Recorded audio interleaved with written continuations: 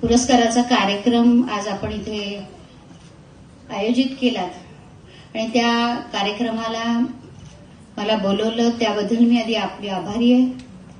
आज ज्या काही सर्व महिलांचा पुरस्कार देऊन मान सन्मानित त्यांना करण्यात आलं त्या सर्वांना माझ्या शुभेच्छा.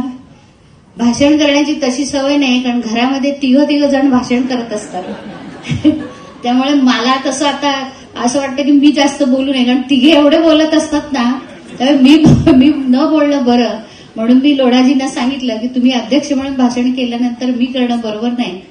पण आज या महिलांनी जो काही ह्या संस्थेने जो काही कार्यक्रम आयोजित केला तो खरोखरच वाखाणण्यासारखा आहे.